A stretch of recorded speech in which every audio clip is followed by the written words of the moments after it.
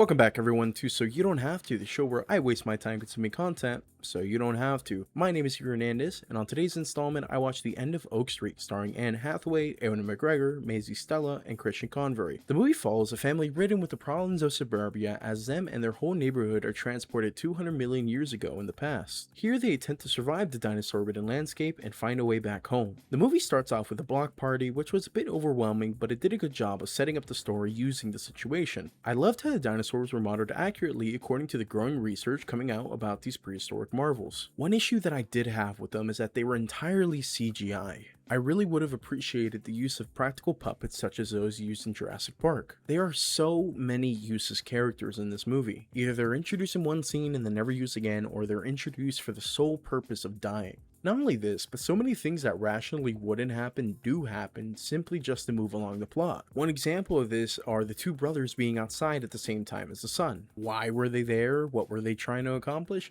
This is never explained and it's never mentioned again. I was really surprised at a choice that the writers made concerning the family near the end of the movie. I really didn't expect them to take this route, and when they did, I was genuinely shocked at what I was watching. Honestly, I hated the ending. I hated it so much because of the general implications that it has on the movie. I'm sorry for the vague language, but if you've seen it, you know what I mean. Just a friendly reminder that this show intends to be entirely spoiler free if I can help it. They also wasted the dinosaurs.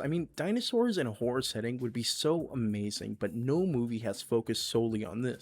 I get why Jurassic Park is the way it is because it has to appeal to kids, but even with that, we got a few horror-coded scenes. Absolutely nothing in this movie, just dinosaur scary, run away. I was expecting a whole neighborhood teams up and tries to survive type of movie, but this movie was the complete opposite. They all have to be somewhat close to each other considering they had a literal block party at the beginning of the movie, but there wasn't even a neighbor-on-neighbor team up. This brings us to our final question.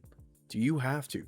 Survey says, if you like dinosaurs, plots where you don't have to pay attention, and character growth for absolutely nothing, this movie is for you. If you don't like stupid decisions, use of side characters, and time travel mumbo jumbo, maybe it isn't. I was gonna give this movie a you don't have to, but then as I was doing my research, I found out that they use AI in their marketing campaign. You can't be a movie lover and enjoy AI in movies. That is a job and creativity that is absolutely wasted for a soulless attempt of a copy. If you do decide to watch this movie, sail the 7 seas. Here are the places as of this day where you can watch the movie. That's it for today's show.